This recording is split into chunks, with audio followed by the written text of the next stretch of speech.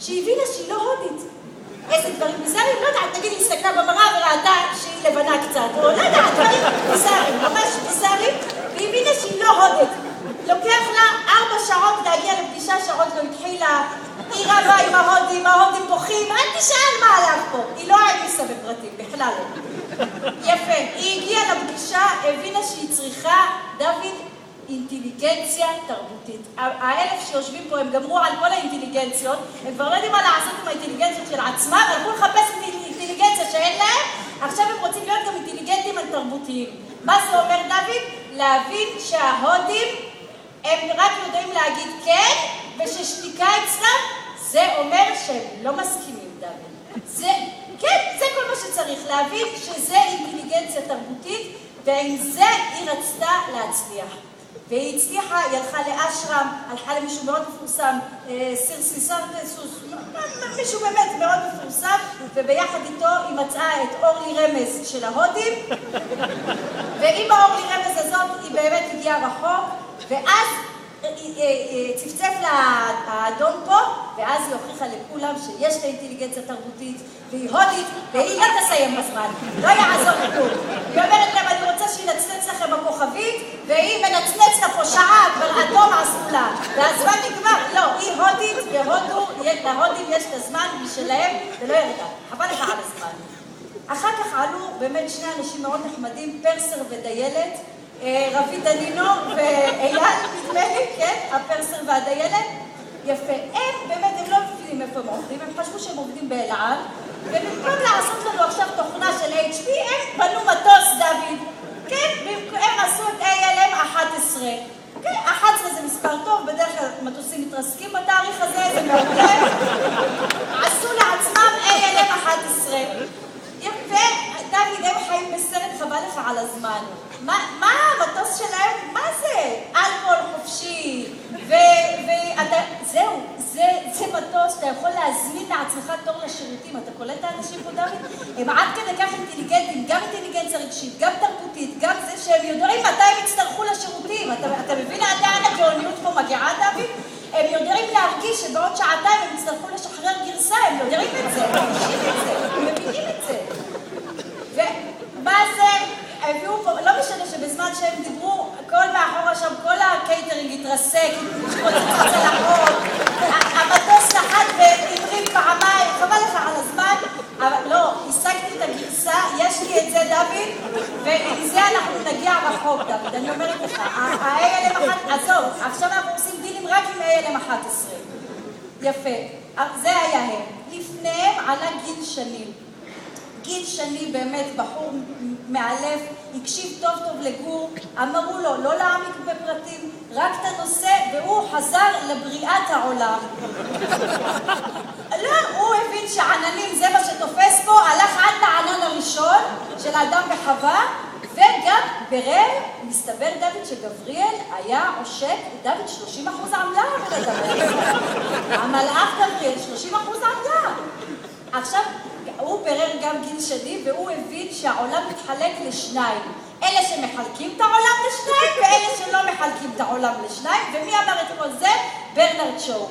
מה זה קשור לעננים עכשיו, ולמה אני עכשיו בגללו צריכה לסגור עוד משפט שלא הייתי צריכה לדעת אותו קודם? אף אחד לא יודע. אבל לא נורא, סלחתי לו, והנתרתי גם על זה, והוא אמר, עזבו אתכם, הכל בשמיים. דוד, תסתכל למעלה על השמיים, שם נמצא העתיד שלך. אתה לא רואה כלום, כי זה העתיד שלך, דוד. אין עננים בעתיד שלך, עזוב. כל העננים פה, עזוב. לפני גיל שני, רגע, דילגנו על... היה גיא עופר גם, עם ה-MRI הפולשני, על זה רציתם לוותר, לא יעזור לכם, את כולם אני אספור לכם. זהו, גיא עופר, הוא אמר להם, תראו חבר'ה, יש משהו של MRI, שהוא, תארו לעצמכם שהייתי עושה גם את זה לאפליקציות שלכם. ולמה? כי כשהאפליקציה שהם עושים חולה, הם לא יודעים שהיא חולה. ואז רק היוזרים סובלים. בא גיא עופר ואמר, לא, גם אתם תסבלו. למה שהם תסבלו? לא, עכשיו אני אמציא משהו שיסביר לכולכם, והוא יודיע לכם מתי האפליקציה שלכם חולה, ואתם לא תעבדו רק 11 שעות, כמו אלעד, לא, אתם תבואו גם בזמן שהאפליקציה חולה, ותטפלו בה, ככה. ולא רק זה, אתם גם תתקשרו ללקוח. ללקוח ותשאלו אותו, מה שלמה הטרנזקציות שלך? איך לראות את הטרנזקציות שלך? ואת כל זה הוא רוצה על זה להמציא להם. יפה, הייתה הפסקה באמצע, לא היה דליברי של קפה, כן היה דליברי של קפה, לא משנה, הייתה הפסקה, אבל מי הוציא אותנו להפסקה? בריין צ'ס, דוד. הייתה באמצע הפוגה אמריקאית, גם חתיך, דוד, גם באנגלית, לא, פשוט לחנוק פה מישהו, חבל לך על הזמן. ופתאום כשזה אמריקאי חתיך, אין לו זמן בצד. הוא יכול לדבר כמה שהוא רוצה. למה? הוא בארצות הברית? לא, הוא לא מוגבל בזמן. הוא גם עכשיו HP קנו אותו, אז רוצים עוד להראות לו שאנחנו נחמדים. וזהו, שהוא דיבר מאלף, דוד, הוא קצת הפחיד את האנשים. הוא נתן להם שני דברים, הוא נתן להם שתי עצות. אחד, ספר, שאם אתם רוצים לבנות משהו, קודם תלמדו איך להרוס אותו. כן, הם הולכים עכשיו להרוס את כל מה שהם בנו. ודבר שני, הוא הפחיד אותם שארנולד שוורצנגר הולך לתקוף לכולם את הקוד שהם עשו. עכשיו, זה עוד מילא, אבל כשהם יגורו בקליפורניה, זה עוד יותר יבהיל אותם, כשהוא גם המושל. זה היה בריין צ'ס מאלף, חתיך מאלף, זהו. לפני בריין צ'ס היה רן. רן עשה על הוויו באמת משהו מרגש. הבן אדם הפך את כל הגרפים לעץ שורשים. רן כנראה פספס את העבודת שורשים של כיתה ז' והחליט את כל העץ שורשים לעשות לנו עכשיו פה. אבל עברנו גם את זה, והיה עץ שורשים מאלף, ומאז שהוא עשה את השינוי והוא התחבר לשורשים שלו ולעצים שלו, הוא הרבה יותר מחובר לעניינים. יפה. לפני רן עלה עוד בן אדם גם על ענן, לא מחובר למציאות, רואה ירוק בעיניים, איתי והמלפפון. החבר'ה הטובים פה בצד הציגו אותו כאיתי והעוגיות, הוא רצה להראות להם שהוא חדשני, הוא לא עלה עם העוגיות חמה, הוא עלה דווקא עם מלפפון, ומהיום אמר להם, איפה שאתם תראו מלפפון, אתם תחשבו ניקוד, חדשנות, ועוד איזו מילה מטומטמת, איכות, בטח, איכות. עכשיו אני אסביר לך גם מה זה איכות ב-HP. כי אם תראו את המצגת של איתי שוב ותבקשו ממנו לראות אותה עוד פעם, במילה איכות, מה היה לו מצוין? סלים של כסף, דוד, זה איכות, סלים של כסף, ודולרים, וחבל לך על הזמן. יפה, וזה כל פעם שהם יראו מלפפון, על זה הם נחשבו בשביל מי? בשביל הסטייק הולדר, אלה שאוכלים את הסטייקים, הם עם המלפפונים, ויש את אלה עם הסטייקים. יפה. לפני איתי עלה פרנקל, נכון? היה פה פרנקל? זהו, הוא עם קורלי, קורל היא אמורה לנהל את כל הענן, כי מצטבר שיש עננים פרטיים ועננים ציבוריים, ומישהו צריך לנהל את זה.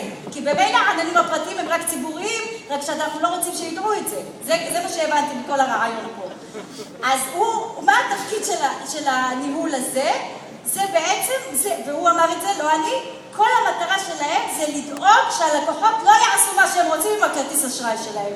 אנחנו נלמד אותם מה לעשות עם הכרטיס אשראי שלהם. הם לא יעשו מה שהם רוצים עם הכרטיס אשראי שלהם, אנחנו נראה להם על איזה ענן להיות וננהל אותם משם.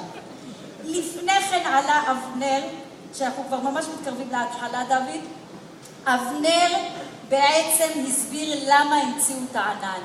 כי מה שקרה לאבנר קורה לכל אחד פה כל יום, כמו הפגישה עם ביל גייטס, גם אבנר מאבד, כבר פעמיים איבד את הלפטופ שלו. וזה קורה לכל אחד פה, כולם פה איבדו את הלפטופ שלהם לפחות 4 פעמים ביום. ואבנר, כדי שלא יאבדו לו ולא יגנבו לו את הלפטופ שלו, המציא את הענן. בשביל זה נולד הענן, כדי שלאבנר לא יגנבו את הלפטופ.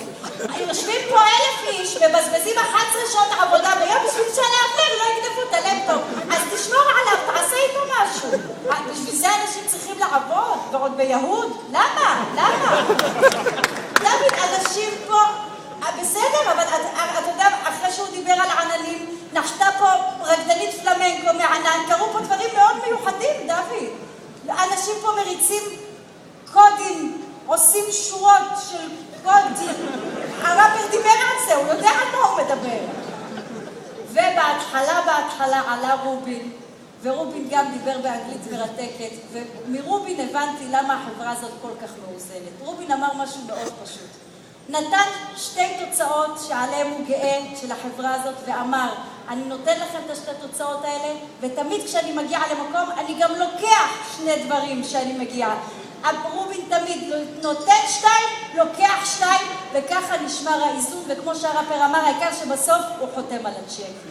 וכל זה, דוד, התחיל בהנחיה של טל ואביעד, שבאמת עשו את זה מעלב, דוד, כי בהתחשב בזה שאף נתון שהיה כתוב להם בדף לא היה נכון, זה היה מעלב.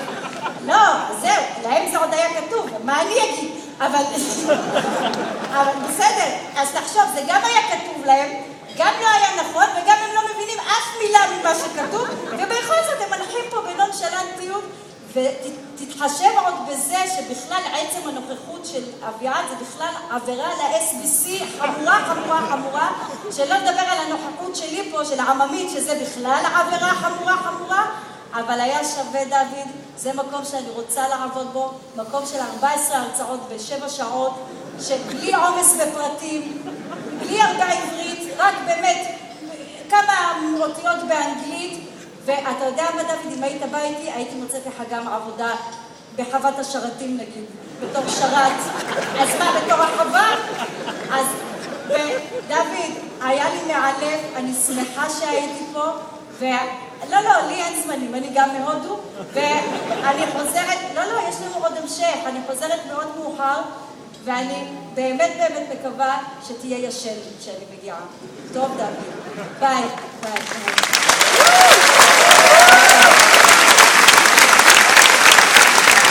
תודה רבה לשחקנים אלינור סלע. תודה רבה.